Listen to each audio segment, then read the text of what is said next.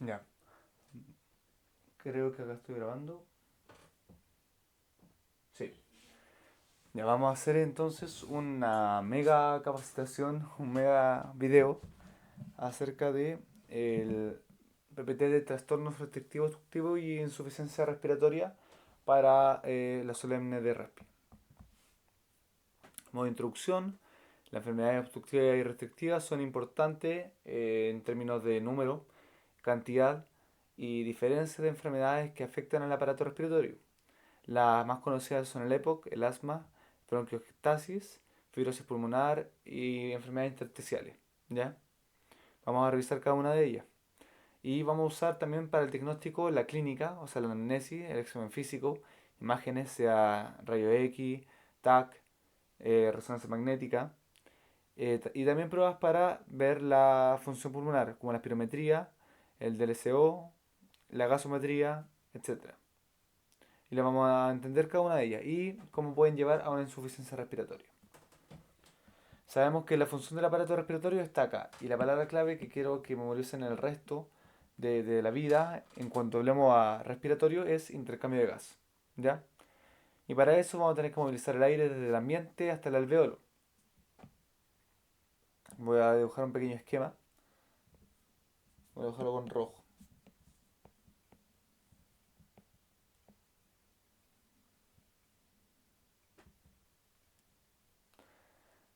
Yo vengo, a ver, lo voy a hacer acá un poco más grande.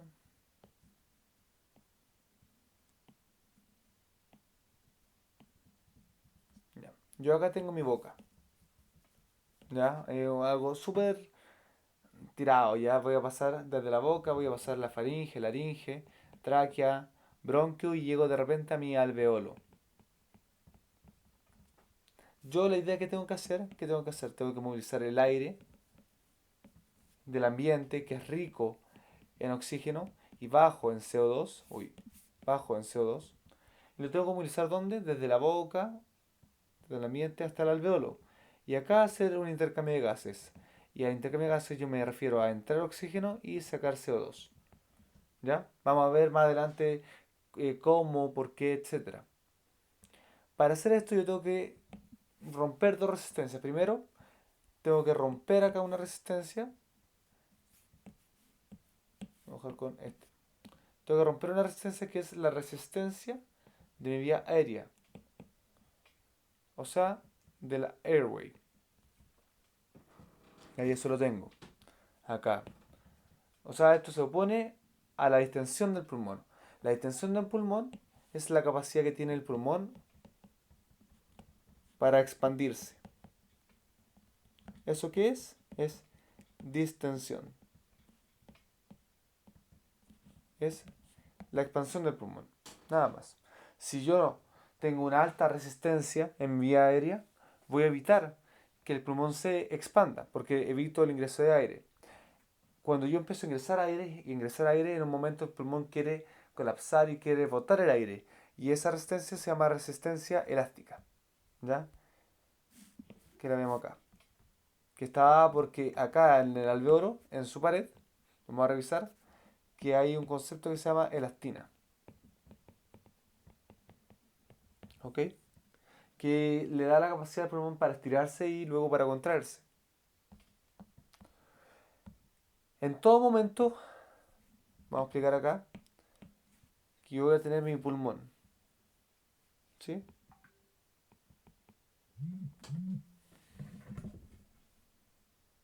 Un segundo.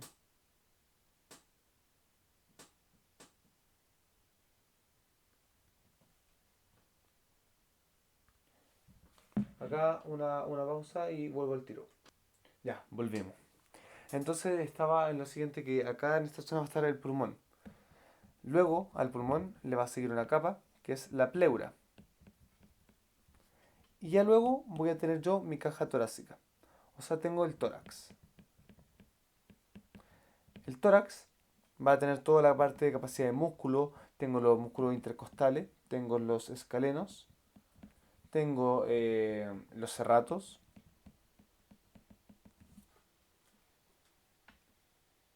Hoy no se escucha creo que en cámara, pero el computador va a explotar. Suena un montón. Así que lo voy a tener que movilizar porque creo que está en una mala posición. ¿Ya? Entonces, pequeña pausa de nuevo y vuelvo.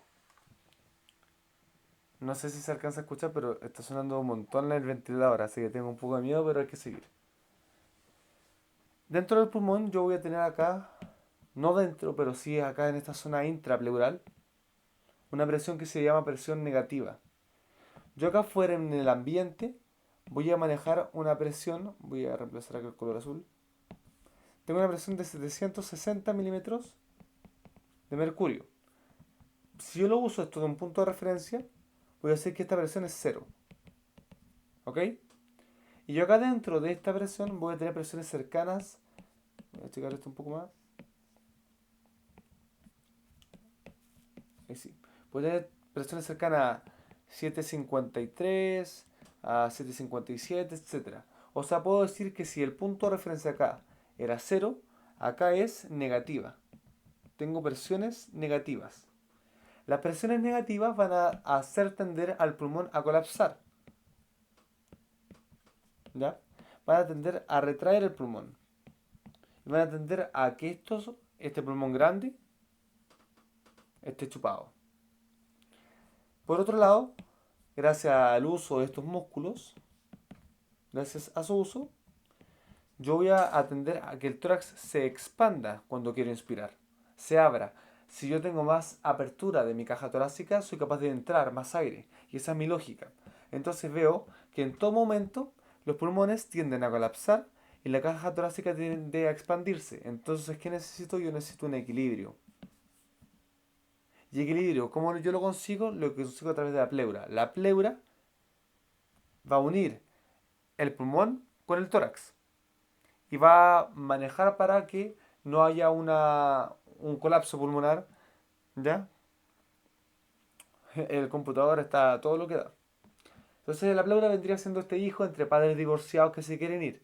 El pulmón por un lado, el tórax por el otro y la pleura en medio sujetándolos. Las enfermedades restrictivas las vamos a detectar en la espirometría, por supuesto. Vamos a ver cómo. Y principalmente tiene esta característica, y quiero que lo sepan desde ahora. Tienen menor capacidad pulmonar total.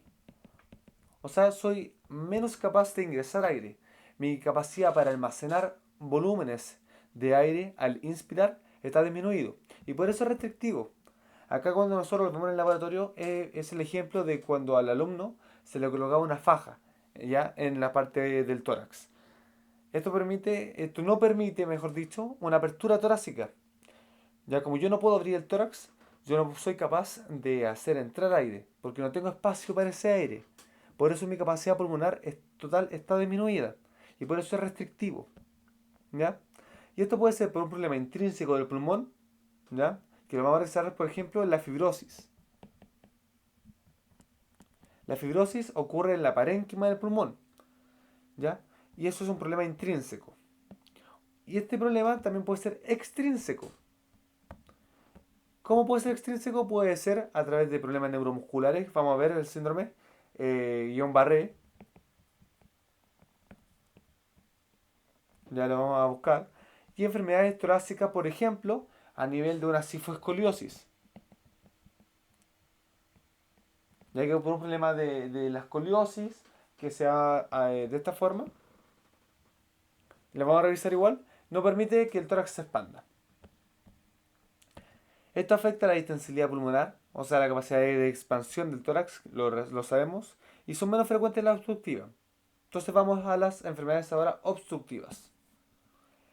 Estas generalmente se ven a dos problemas. Tengo un aumento de la resistencia del flujo aéreo. ¿Por qué?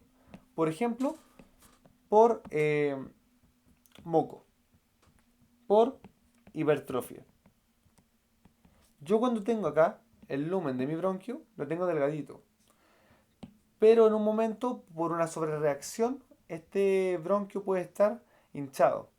Ya puede estar hipertrofiado. Y además, yo voy a tener harta secreción de moco.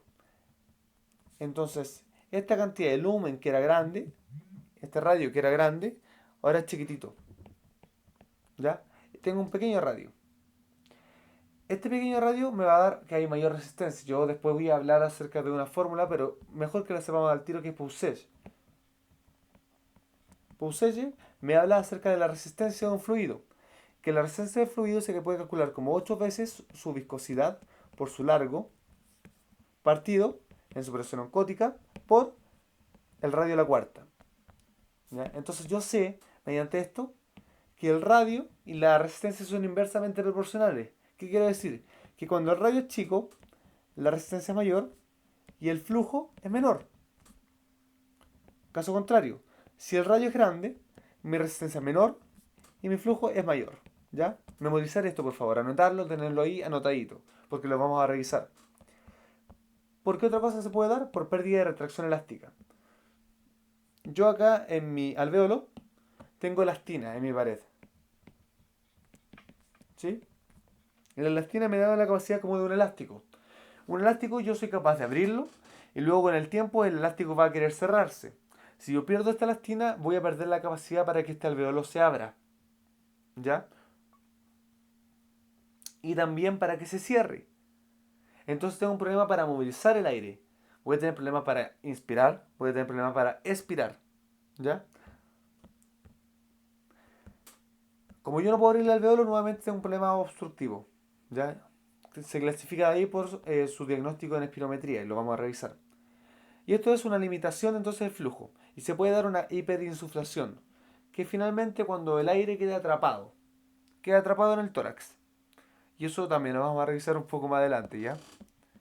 La intensidad que dijimos que era, lo mencionamos, dijimos que era expansión pulmonar. Ahí, pulmones, expandirse, listo. Y se debe a los cambios de la presión transmural.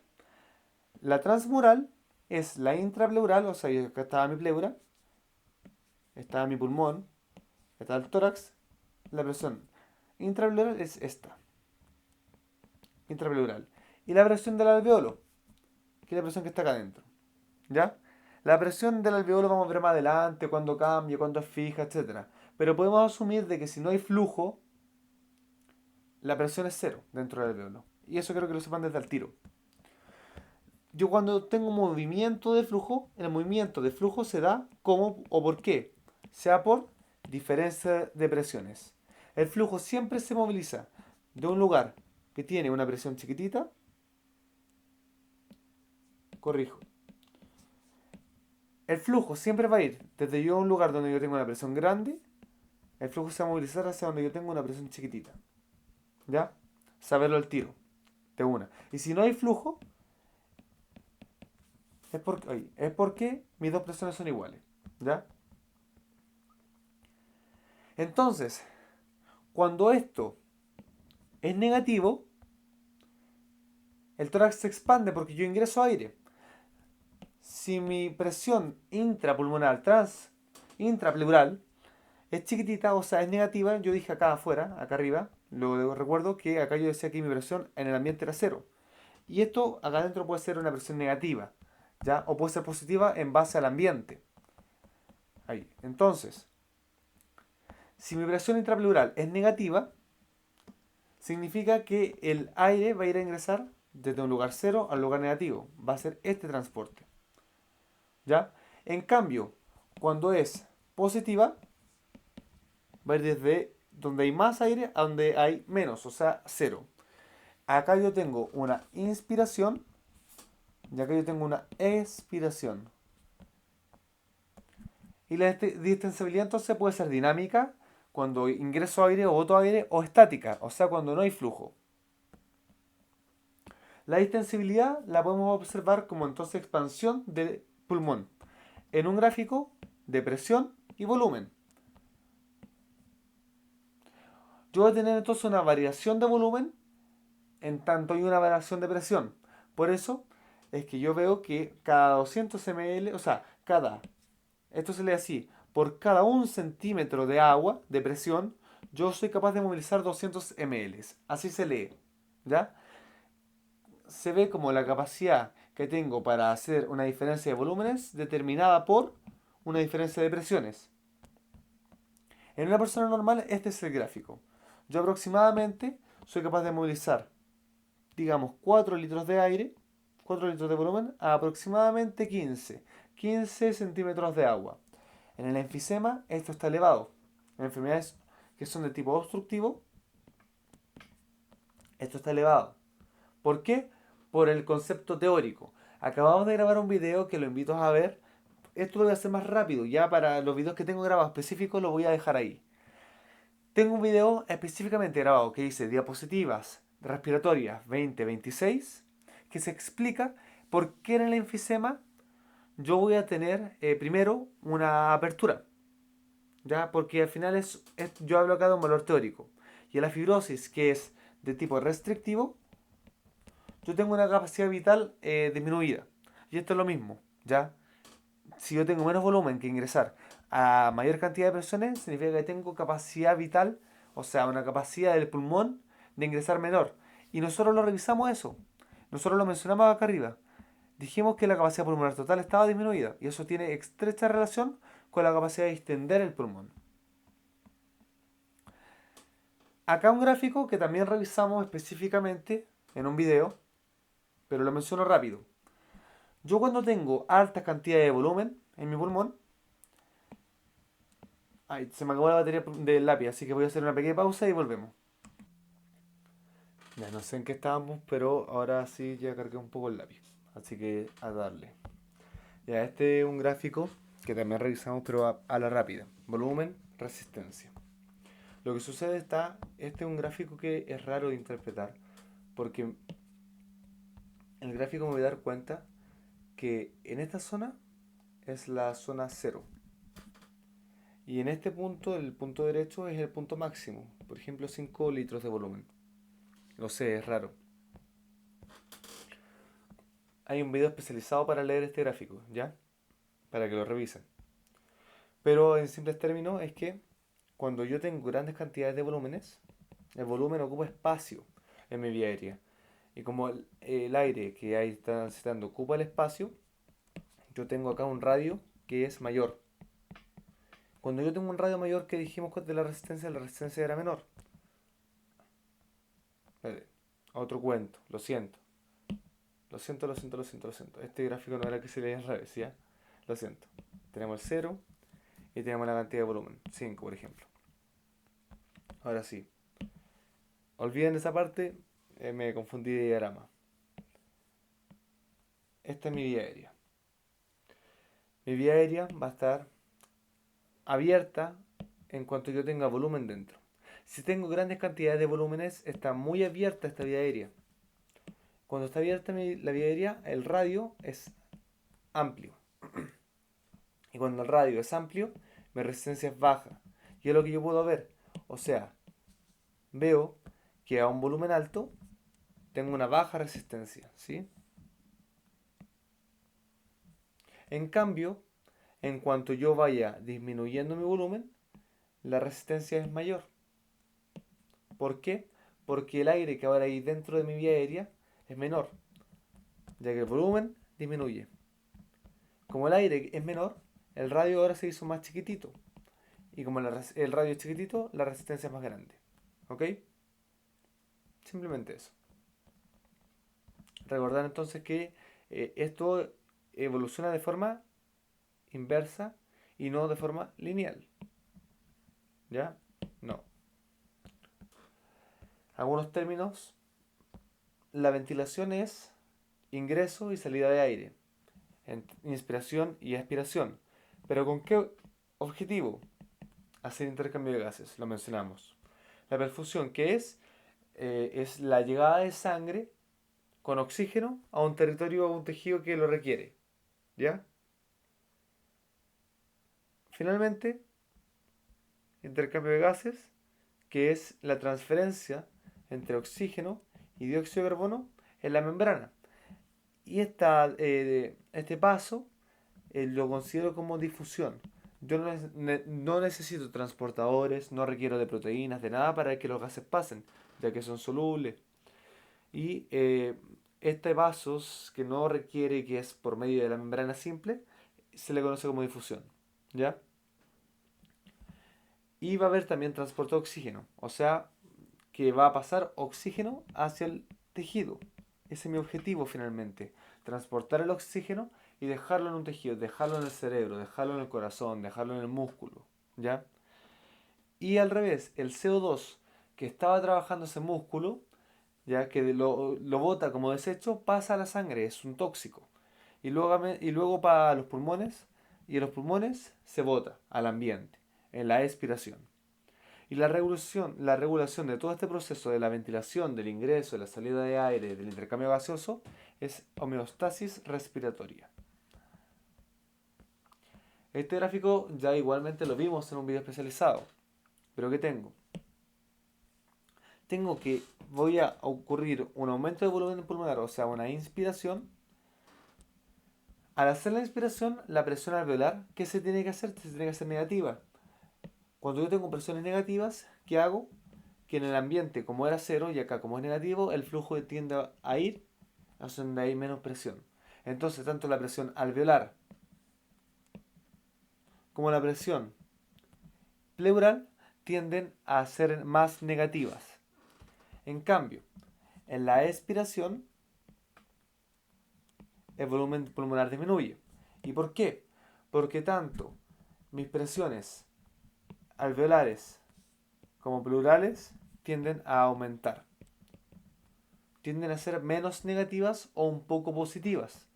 Y como es positiva y el ambiente era cero, el aire tiende a salir al ambiente, o sea, sale de mi tórax, sale de mi pulmón. ¿Qué dijimos que era la elasticidad? La elasticidad es la capacidad que tienen los pulmones para volver a su lugar, ¿ya? Para volver a retraerse y a estirarse. Y la distensibilidad es el proceso en el que el tórax se expande, ¿ya? Yo acá tengo una medida de tiempo y una medida de volumen. O sea que este gráfico de acá es flujo, ¿ya? Primer punto. Y acá abajo tengo presión. Entonces puedo ir comparando cómo se relaciona la presión con el volumen a raíz del tiempo, ¿ya? Yo voy a tener que movilizo mayores cantidades de aire cuando tengo mayores cantidades de volúmenes. Y de manera secuencial, a medida que yo boto volumen, o sea, hago expiración, voy también movilizando menor cantidad de presión. Requiero menores presiones, no más negativas, sino menores magnitudes, que se entienda, ¿ya? Y esta es una gráfica que a mí me interesa trabajar. Yo voy a tener entonces una presión transpulmonar que a medida que yo aumento esta presión, tiendo a la vez a movilizar mayor cantidad de volumen. Revisen también el video donde aparece específicamente cómo leer este gráfico, ya que son más minutos en donde vemos cómo leerlo de buena forma, ¿ya? Pero finalmente sabemos que la movilización de volúmenes se da gracias a términos de presiones transpulmonares. Y cuando yo digo acá que aumenta la magnitud de presión, esta puede ser una presión negativa, ¿ya? Entonces, como va aumentando esta presión negativa, que es transpulmonar, acá yo veo solamente magnitud, o sea, veo valor absoluto. Como va aumentando, o sea más negativa, yo voy a ingresar aire, o sea, el volumen va aumentando a medida que mi presión va aumentando, mi presión en términos de magnitud, ¿ya?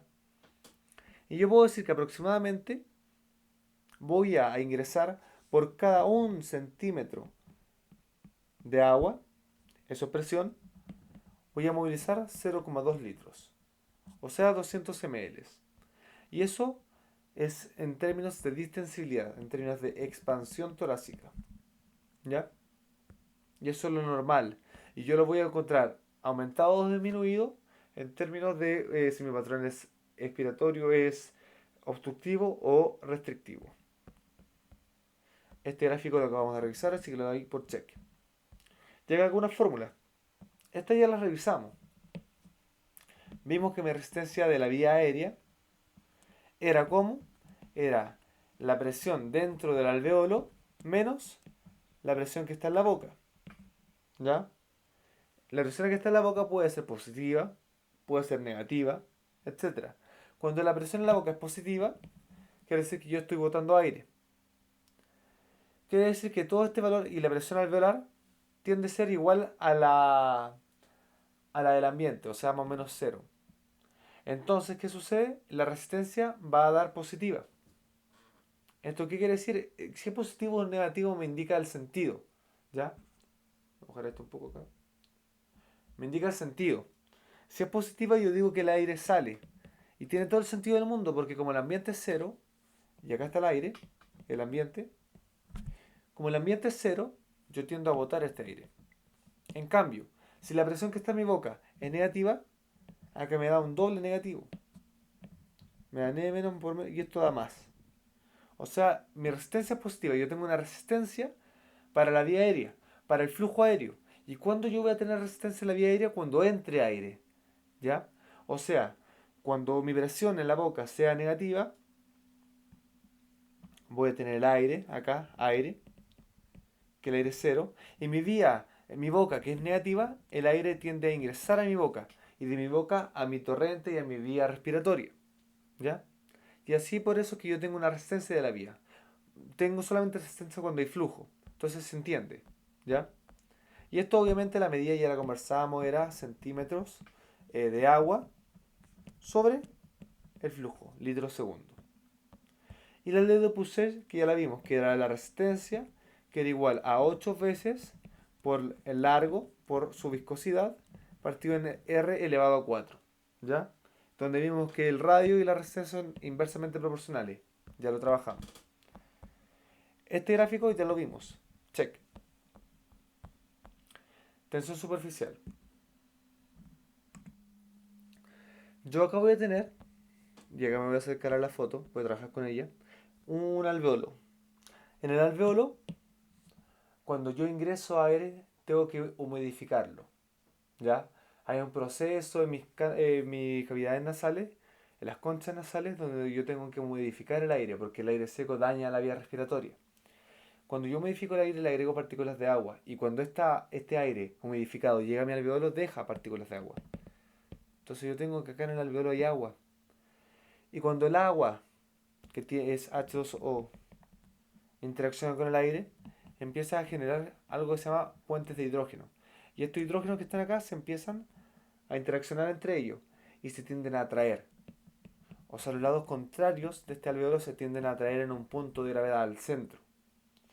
Si yo me imagino esto, voy a comprender que mi alveolo va a colapsar, porque sus paredes, que es donde está el agua, van a atender al centro y colapsan.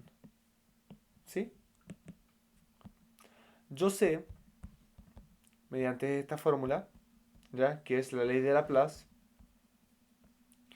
que a mayor sea mi radio, voy a tener menor probabilidad, o sea, menor presión al final, pero se traduce en una menor probabilidad de que haya colapso. ¿Por qué? Porque las partículas de agua a mayor radio están más alejadas. Si yo acá dibujo lo mismo, me doy cuenta que este oxígeno, o sea, que estos hidrógenos están más cerca. Entonces su interacción es más fuerte. Ergo, conclusión, en alveolos más grandes el colapso es menor. Pero esto pasaría siempre, inevitablemente con el tiempo sucedería un colapso. ¿Pero por qué no sucede? Porque yo además sintetizo, ¿ya? Algo que desde la semana de gestación, o sea, desde muy temprano, algo que se llama surfactante, desde la semana 32 aproximadamente, 28, 32. Se crea algo que se llama surfactante. El surfactante es grasa, ¿ya? La grasa lo que hace es que tiene una interacción con el agua que no se quieren. Entonces rompe de alguna forma este enlace, rompe la estabilidad del puente de hidrógeno.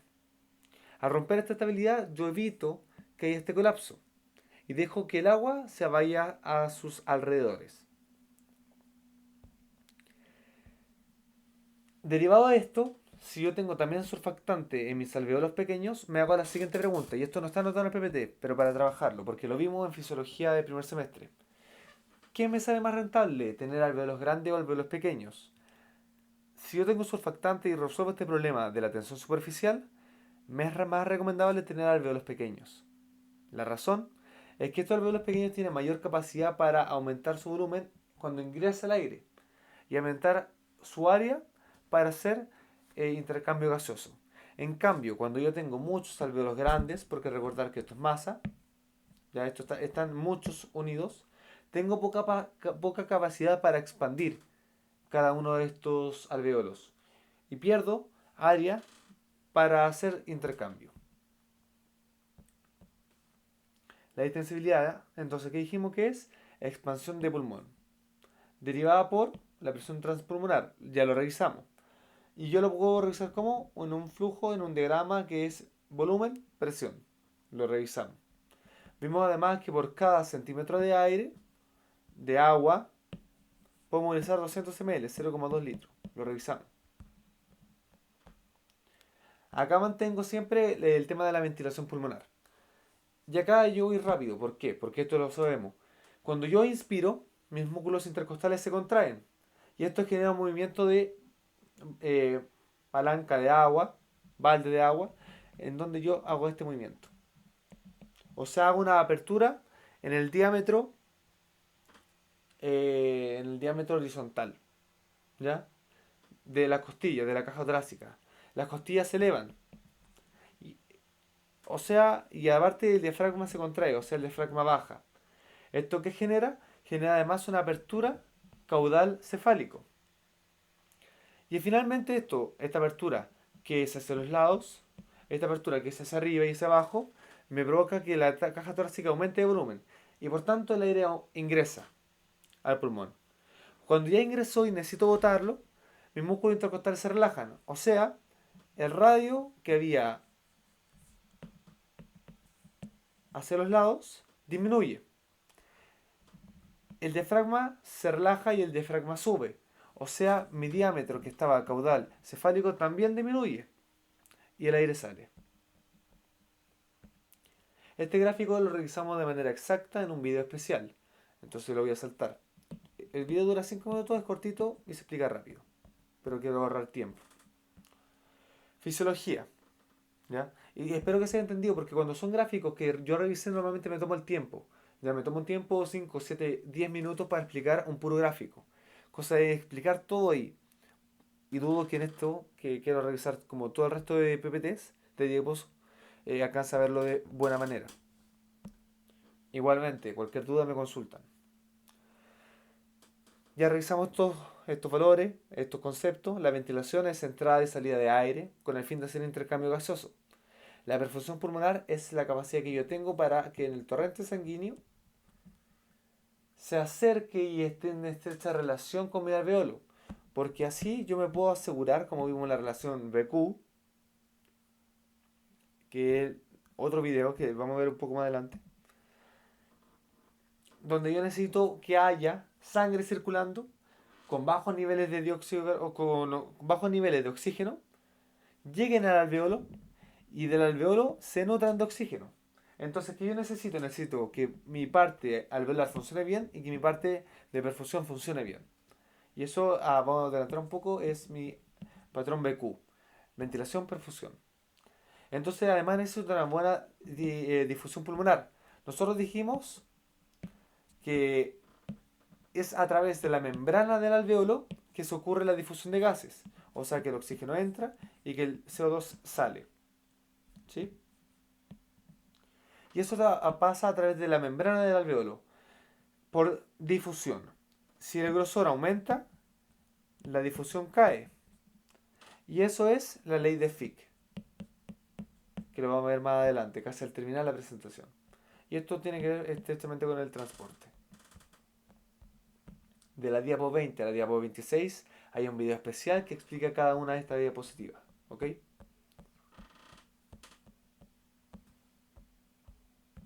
Obstrucción bronquial por asma. En el asma yo voy a tener que el calibre, o sea, el radio disminuye. ¿Por qué? En el asma yo no voy a leer la diapositiva, lo aviso. Lo que está escrito lo pueden leer, se pueden dar el tiempo y yo explicar el concepto. En el asma hay una hiperreactividad. De hecho, está más escrito acá abajo. No sé si está muy abajo, ya está muy abajo, así que lo explico ahora. El asma es una hiperreactividad del bronquio, ¿ya? Ante esta hiperreactividad se generan intermediarios como leucotrienos, histaminas, interleuquinas que hacen dos cosas. Hacen producción de moco y hacen hipertrofia de la pared del bronquio. Si este era mi bronquio, normal, dada la hipertrofia, dada la secreción de moco exagerada, yo sé que el diámetro que antes era grande, ahora es pequeño. O sea, el radio disminuye. El calibre, también llamado, disminuye. Por tanto, la resistencia aumenta. ¿Ok? ¿Qué más? Esa es la lógica. Entonces, esto va a afectar el término de anormalidades funcionales, el trabajo respiratorio va a aumentar. El trabajo respiratorio se define como el trabajo que tiene que hacer el pulmón para hacer intercambio gaseoso efectivo, para la correcta perfusión con oxígeno a los tejidos. Si yo tengo problemas de resistencia, tengo bajo flujo.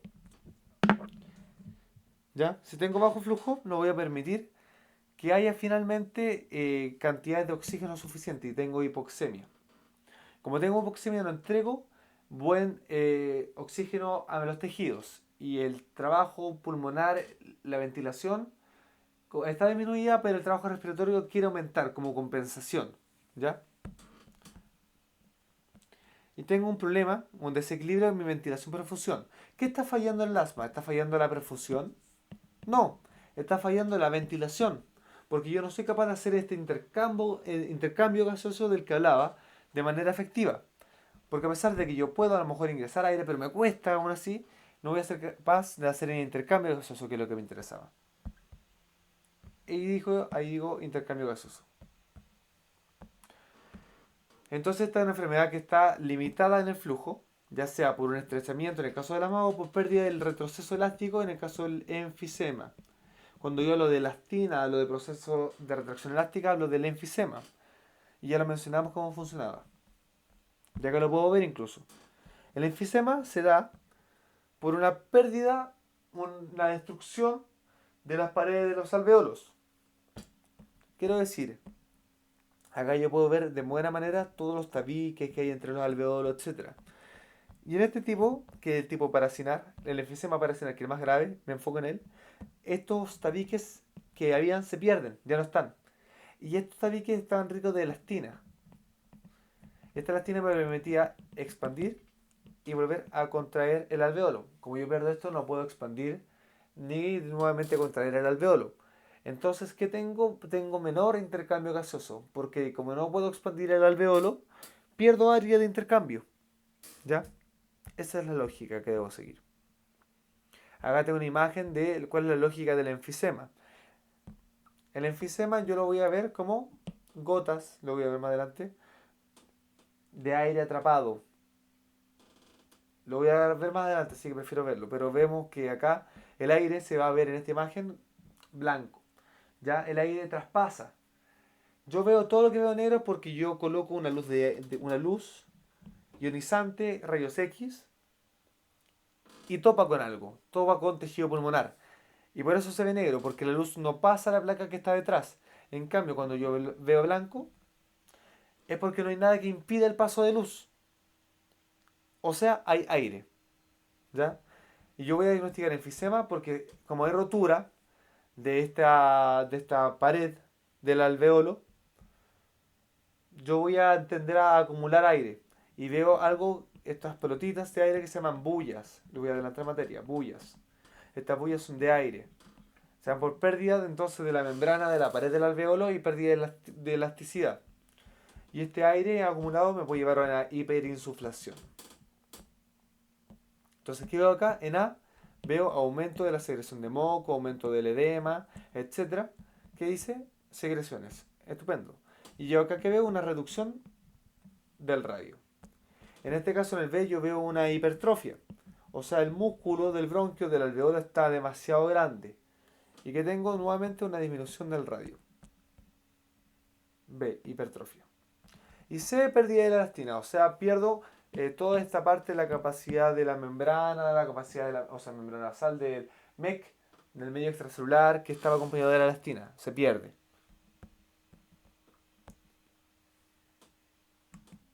Esta es la parte uno, ¿ya? Voy a grabar nuevamente el PPT entero, a eso me refería. Lo quería grabar, la verdad, en un puro video, pero la verdad, no sé por qué tengo una hora mala ahí. En la tablet dice las 9:41, pero el PC me marca las 2:29, 2:30 de la mañana y estoy cansado ya, esa es la verdad. Entonces voy a realizar aproximadamente 3 videos. Ya son de mayor duración, lo sé, traté de explicarlo lo mejor posible. Voy a eliminar los otros videos en el canal, cosa de dejar esto que yo siento que salieron mejor, pero eliminar los videos que no son específicos, ¿ya? ¿Cuáles son los videos específicos? Mira, revisémoslo al tiro, ¿ya? Los videos específicos de los que yo hablo va a ser la curva flujo-volumen, lo tienen que ver sí o sí, la espirometría, importante, y acá no aparece este, la saturación de oxígeno y la diapo 20 a 26. Ya esos videos los tienen que ver sí o sí. ¿Qué videos voy a eliminar después de subir estos? El que hice parte final, el que hice parte uno, o el que hice parte 4 y 5, parte 2, parte... Todo esto lo voy a colocar en privado, ¿ya? Y voy a dejar estos videos que creo que se explica mejor. Y a lo mejor con lo que ya notaron, lo que ya vieron, lo pueden complementar, ¿vale? Entonces yo por hoy me voy a despedir, lo voy a dejar hasta acá. Los videos, hasta que no suba todos, van a seguir en el canal. Y voy a subir este en la noche, ¿ya? Llegamos a la diapositiva 32, ¿ya? Voy a ver qué tanto avancé. Voy a colocar un poco pausa para ver qué tanto avancé en el video de espirometría. Qué diapos usé para saltármelas y que vean ese video, ¿ya? Vuelvo al tiro. Ya. Vi el video y bueno, nosotros nos quedamos entonces acá en la diapo 32.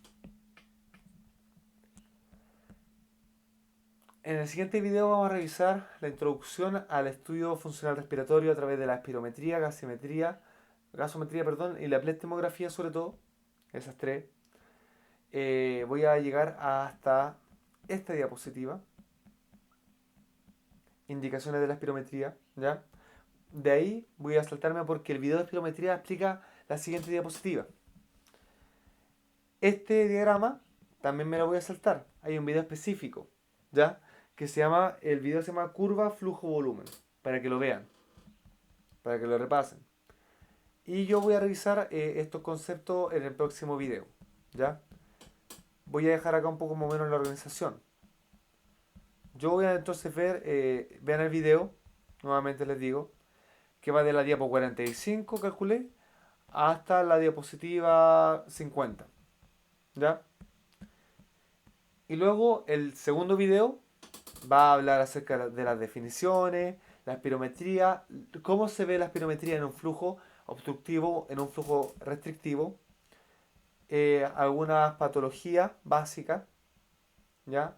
Que tienen que ver nuevamente con el tema de la insuficiencia respiratoria, nuevamente con el tema del patrón obstructivo restrictivo. Y yo creo que voy a llegar hasta la diapositiva, hasta donde empecemos a trabajar con casos clínicos, que es un poco más adelante. Esto se pasa rápido porque es la respiración y ya vimos los conceptos clave, ¿ya? Lo bueno es que nos demoramos harto al principio, pero después va surgiendo todo mucho más rápido. Si se fijan, después salen gráficos que ya revisamos. Este gráfico es nuevo, este ya lo revisamos. Este esquema ya lo vimos, ¿ya? Ahí está la ley de Fick, que le decía que íbamos a revisar más adelante, ¿ve? Yo creo que voy a llegar más o menos hasta acá, ¿ya? Entonces, acá vamos a hacer el siguiente corte. La presentación, el video número 2 va de la diapositiva 32 a la diapositiva 114. Y sé que son hartas diapositivas, pero mucho de este material es fácil, o sea, no es fácil, sino que se puede ver en diapositivas 1, en 2, en 10 diapositivas, y el resto vuelvo a explicar lo mismo de otra forma, pero de la forma en que lo explicamos se entiende, ¿ya? Igualmente, los videos que están en el canal, revísenlo. Traté de dejar la mayoría de la cantidad con volumen. Lo volví a resubir, así que espero que sirva, ¿ya? Voy a dejar este video subiendo en la noche, pero lo más probable es que esté lista ahora en la noche o mañana en la mañana para que lo revisen, ¿ya? Entonces, esta es la parte uno. El título para que se diferencie del resto, va a quedar como resumen final respiratorio parte uno. Son tres partes, ¿vale? Lo estamos viendo.